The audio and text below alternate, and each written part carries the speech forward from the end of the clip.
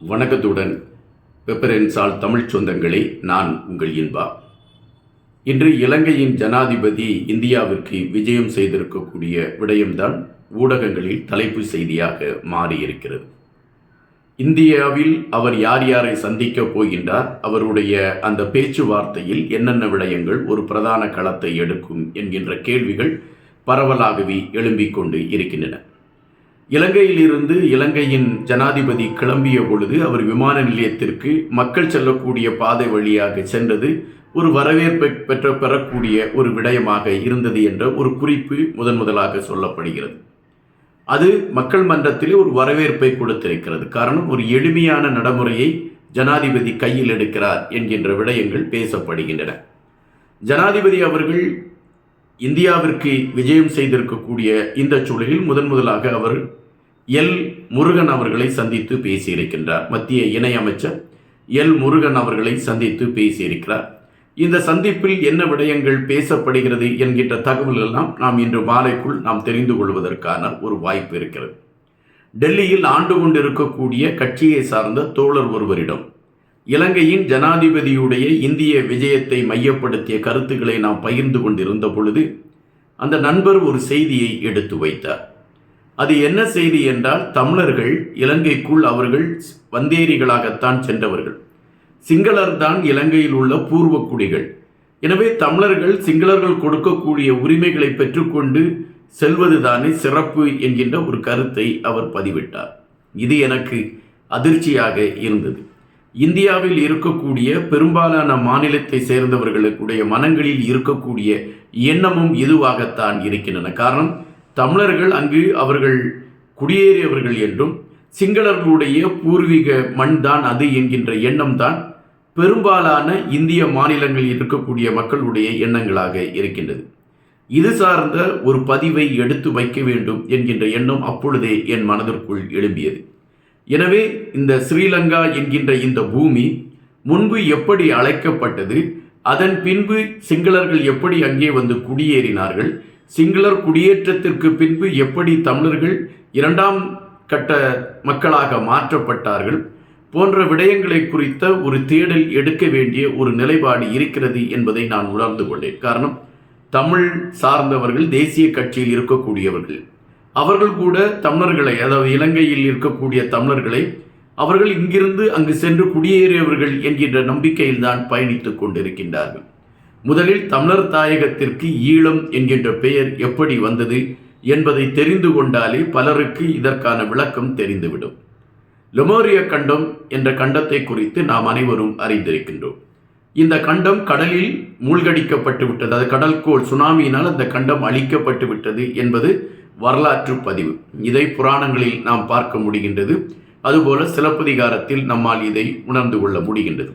நீங்கள் பெரும்பாலான இறை சார்ந்த நூல்களில் கூட இந்த கடல்கோளை மையப்படுத்திய செய்தி இருக்கக்கூடிய ஒரு தகவலை நம்மால் பார்க்க முடிகின்றது.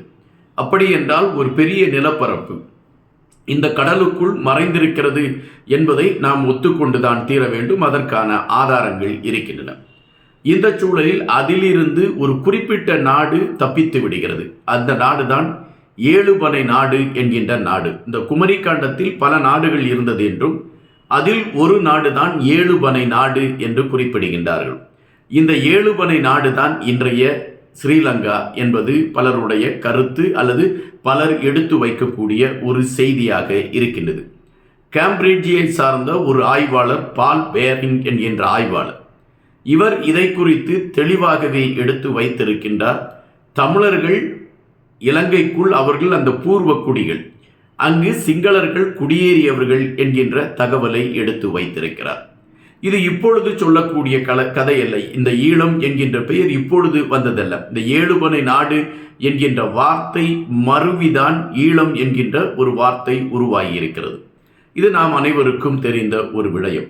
ஈழம் முன்பே இருந்ததா என்கின்ற கேள்விக்குள் நாம் போகின்ற பொழுது இங்கு குறுந்தொகையில் 343வது பாடலை நீங்கள் பார்ப்பீர்கள் என்றால் அதில் ஒரு எழுதியிருக்கக்கூடிய அந்த ஆசிரியர், அந்த ஒரு குறள் எழுதப்பட்டிருக்கிறது. அந்த குறளை எழுதிய ஆசிரியருடைய பெயர் ஈழத்து பூதந்த தேவனார் என்கின்ற பெயர். அப்படி என்றால் ஈழம் என்கின்ற ஒரு நாடு என்பதற்கான ஒரு அடையாளத்தை அந்த குறுந்தொகை எடுத்து வைக்கிறது. அதுபோல அகநானூறில் 88வது பாடல் கூட இந்த கவிஞர் தான் எழுதியிருக்கிறார் என்பது நம்மால் உணரக்கூடிய ஒன்று. இப்படி தமிழர்களுடைய பூமியாக இருந்த இந்த பூமியில் கடைசியாக ஆண்டு கொண்ட மன்னன் என்கின்ற செய்தியை பார்க்கின்ற பொழுது 1853ஆம் ஆண்டு தமிழர் மன்னனான சங்கிலி மன்னன் அங்கு இருந்ததாக ஒரு பதிவு இருக்கின்றது. இந்த சங்கிலி மன்னனை அழித்துவிட்டு ஆட்சி பீடத்தை கையில் எடுப்பதற்கான முயற்சிகளை போர்த்துகீசிய அதாவது ஐரோப்பிய நாடுகளை சார்ந்தவர்கள் எடுக்கிறார்கள். ஐரோப்பிய நாடுகளை சார்ந்தவர்களும் ஸ்பானிஷ் நாட்டை சார்ந்தவர்களும் எடுக்கிறார்கள். ஆனால் இவர்களுக்கான முயற்சி அங்கு நடைபெற முடியாத ஒரு சூழல் ஏற்படுகின்றது. ஆனால் இங்கு இன்னொன்றை நீங்கள் புரிந்து கொள்ள வேண்டியிருக்கிறது. 1495ஆம் ஆண்டு கள்ளிக்கோட்டை வழியாக இந்தியாவிற்குள் காலடி படித்த வாஸ்கோ ட காமா 1519ஆம் ஆண்டு இலங்கைக்கு போகின்றார். அப்படி இலங்கைக்கு போகின்ற பொழுதுதான் அவர் இந்த சங்கிலி என்கின்ற மன்னனை குறித்த செய்தியை அவர் பதிவிடுகின்றார். தன்னுடைய அந்த குறிப்பிலே அவர் பதிவிடுகின்றார். சங்கிலி என்கின்ற மன்னன் இந்த மண்ணை ஆண்டு கொண்டு இருந்தான் என்கின்ற விடயத்தை அவர் பதிவிடுகின்றார். இந்த சங்கிலி மன்னனை மீறி அந்த நாட்டிற்குள் நுழைவதற்கான முயற்சிகளை பலமுறை இந்த ஐரோப்பிய கண்டத்தை சார்ந்தவர்களும் மற்றவர்களும் எடுத்திருக்கிறார்கள். அது முறியடிக்கப்பட்டிருக்கின்றது. ஒருமுறை தஞ்சையை ஆண்டு கொண்டிருந்த ரகுநாதன் என்கின்ற மன்னன் தன்னுடைய படைகளை இலங்கைக்கு அனுப்பி இலங்கையில் அந்த சங்கிலி மன்னனுக்கு ஏற்பட்டிருக்கக்கூடிய நெருக்கடிகளை முறியடித்து அவர் அங்கு ஒரு ஆட்சி பிடமை தமிழ் மன்னன் தொடர வேண்டும் என்கின்ற அந்த நிலைப்பாட்டை உறுதிப்படுத்துகிறார். அப்பொழுதெல்லாம் அங்கு சிங்களர்கள் குடியேறி இருந்தார்கள். அவர்கள் அங்கு ஒரு குடியேறிகளாகத்தான் பார்க்கப்பட்டார்கள் என்கின்றதுதான் விடயம். அதன் பின்பு சங்கிலி என்கின்ற அந்த மன்னனை வெல்ல முடியாத ஒரு சூழல் வருகின்ற பொழுது சங்கிலி மன்னனுடைய மகன் 2ஆம் சங்கிலி மன்னன் ஆட்சி பீடத்தை பிடிக்கின்றார். இந்த 2ஆம் சங்கிலி மன்னன் ஆட்சியை பிடிக்கின்ற பொழுது இவனுடைய சகோதரர்களை வைத்து இவனை வீழ்த்துவதற்கான களத்தை எடுக்கிறது ஐரோப்பிய சார்ந்தவர்கள். அப்படி அந்த களத்தை எடுக்கின்ற பொழுது இவனால் அந்த ஐரோப்பியர்களை எதிர்த்து போராட முடியாத ஒரு களம் ஏற்படுகின்றது. எனவே இந்த சங்கிலி மன்னனை தூக்கில் கொண்டு போய் அவர்கள் போட்டு விடுகிறார்கள். எங்கு தூக்கில் கொண்டு போடுகிறார்கள் என்றால் கொழும்பிற்கு இவனை விசாரணைக்கென்று அழைத்து விட்டு கொழும்பில் இருந்து கோவாவிற்கு கொண்டு சென்று 2ஆம் சங்கிலி முருகனை தூக்கில் இட்டுவிட்டு அந்த இடத்தை, அதாவது தமிழர்களுடைய பூமியை இவர்கள் பிரித்தெடுக்கிறார்கள். 1853ஆம் ஆண்டு தமிழர்களையும் இலங்கையர்களையும் ஒன்றிணைத்து ஒரு ஆட்சி முறைமையை அவர்கள் உருவாக்குகிறார்கள். அது ஒற்றை ஆட்சி முறைமை என்கின்ற ஒற்றை ஆட்சி முறைமைகளை இவர்கள் உருவாக்குகின்றார்கள். அப்பொழுது தமிழர்களுக்கு தெரியவில்லை, நம்மளுடைய பூமியை சிங்களவர்களோடு இணைத்து விடுகிறார்களே என்கின்ற எண்ணம் தமிழர்களுக்கு தெரியவில்லை. தமிழர்களை பொறுத்த மட்டில் அவர்கள் நமக்கு இங்கு வந்து குடியேறி இருக்கிறார்கள், நம்மை மீறி அவர்கள் என்ன செய்துவிடப் போகிறார்கள் என்கின்ற எண்ணம் தான் தமிழர்களிடம் இருந்தது. இன்னொன்று, தமிழனிடம் ஒரு உயர்ந்த பண்பு உண்டு. அது நீங்கள் பழைய சங்க காலங்களில் இருந்து பார்க்கின்ற பொழுது உங்களால் உணர முடியும். விரோதியே வீட்டிற்கு வந்தாலும் அவனை விருந்தோம்பலில் முகமலர்ச்சியோடு வரவேற்கக்கூடிய மாண்பு தமிழர்களிடம் இருந்தது. அந்த மாண்பு தான் சிங்களர்களையும் வரவேற்கக்கூடிய ஒரு உள்ளத்தை தமிழர்களுக்கு கொடுத்தது. இந்த ஐரோப்பிய நாடுகள் சிங்களர்களையும் தமிழர்களையும் ஒன்றிணைத்து ஒரு ஒற்றை குடியாட்சியை உருவாக்கிவிட்டார். அப்படி உருவாக்கியவர்கள் இதற்கு இந்த நாட்டிற்கு என்ன பெயர் என்பதை அவர்கள் அதுவரை சொல்லவில்லை. 1933ஆம் ஆண்டு இங்கிலாந்தில் இருந்து வந்த சோல்புரி என்கின்ற மன்னன் அவன் இந்த இடத்தை இலங்கை தீவு, அதை ஈழத்தீவு என்கின்றதை இலங்கை தீவு என்று மாற்றி அறிவித்து விடுகிறான். அவன் இலங்கை தீவு என்று அறிவித்ததின் பின்னணியில் இருக்கக்கூடிய விடயம் என்னவென்றால், இங்கு இரு வேறுபட்ட இனங்களை சார்ந்தவர்கள் வாழ்கிறார்கள். அவர்கள் ஒருங்கிணைந்த ஒரு களத்தை கொண்டு வர வேண்டும் என்கின்ற நிலைப்பாட்டோடு ஈழத்தீவை இலங்கை தீவு என்ற பெயர் மாற்றமாக அவன் அறிவித்து விடுகிறான். இப்படித்தான் தமிழர்களுடைய தாயக மண் இலங்கை தீவாக மாறக்கூடிய ஒரு களத்தை எடுத்தது. அதன் பின்பு 1948ஆம் ஆண்டு டிசம்பர் 12ஆம் தேதி அன்று குடியுரிமை சட்டத்தை கொண்டு வரப்படுகிறது. இந்த குடியுரிமை சட்டம் கொண்டு வரப்பட்ட பொழுது இங்கு இருக்கக்கூடிய, அதாவது இந்தியாவில் இருந்து மலையக தமிழர்கள் என்று இன்று குறிக்கக்கூடிய தமிழர்கள் அங்கு சென்றிருந்தார்கள். அவர்கள் அகதிகளாக சென்றவர்கள், அங்கு வேலைகளுக்காக அவர்கள் அமர்த்தப்பட்டார்கள். சுமார் 10 லட்சத்திற்கு மேற்பட்ட தமிழர்களை அங்கிருந்து அப்புறப்படுத்திவிட்டு குடியுரிமை சட்டத்தின் அடிப்படையில் அவர்களுக்கு வாக்கில்லை என்கின்ற ஒரு களத்தை உருவாக்கி சிங்களர்கள் ஆட்சி பீடத்தில் ஏறுவதற்கான ஒரு களத்தை கட்டி அமைக்கப்பட்டது. சிங்களர்கள் ஆட்சி பீடத்தில் ஏறிய பின்பு தமிழ் தலைவர்கள் தங்களுக்கான சில சலுகைகளை பெற்றுக்கொள்வதற்காக சிங்களர்களுடைய ஆட்சி முறைமைகளை ஏற்றுக்கொள்ளக்கூடிய ஒரு களத்தை கையில் எடுத்தார்கள். அதன் பின்பு 1956ஆம் ஆண்டு சிங்களம் தேசிய மொழியாக அறிவிக்கப்படுகிறது, புத்த மதம் தேசிய மதமாக அறிவிக்கப்படுகிறது. அதன் பின்பு நடந்து கொண்டிருக்கக்கூடிய கதைகள் எல்லாமே உங்களுக்கு தெரிந்த கதைதான். அதன் பின்பு தந்தை செல்வா அவர்கள் தமிழர்களுக்கு எதிராக சிங்களர்களும் புத்த மதமும் செய்த கொடூரங்களை எதிர்த்து அகிம்சை வழியில் போராடுகின்றார். அப்படி போராடுகின்ற பொழுது தந்தை செல்வா அவர்களுக்கு தெரிந்திருந்தது, இந்த சிங்களர்களை மீறி நாம் வெற்றி பெற வேண்டுமென்றால் நம்மிடம் இருக்கக்கூடிய ஒற்றுமைதான் களமாக இருக்கும் என்று அவர் நினைத்தார். அந்த தந்தை செல்வா அவர்களுடைய அகிம்சை போராட்டத்திற்கு ஒரு சரியான ஆதரவு களம் கிடைத்திருந்தால் கண்டிப்பாகவே களம் மாறியிருக்கும். ஆனால் சிங்களர்கள் அதை அவர்கள் செய்வதற்கான ஒரு களத்தை எடுக்கவில்லை.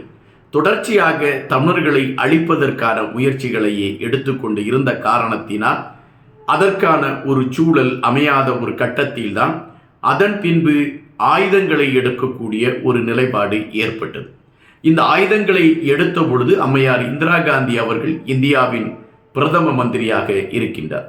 அம்மையார் இந்திரா காந்தி அவர்களை தேர்ந்தெடுக்கப்பட்ட பொழுது, அதாவது பிரதமராக லால் பகதூர் சாஸ்திரி அவர்கள் 1966ஆம் ஆண்டு அவர்கள் தாஸ்கண்டில் மரணத்தை தழுவிவிட்ட பின்பு இந்தியாவிற்கு யாரை பிரதமராக தேர்ந்தெடுப்பது என்கின்ற இக்கட்டான சூழல் வருகின்ற பொழுது பெருந்தலைவர் காமராஜ் அவர்கள் இந்திரா காந்தி அம்மையாரை முன்மொழிந்து இந்திரா காந்தி அம்மையாரை கொண்டு வந்து களத்தில் நிறுத்துகிறார்.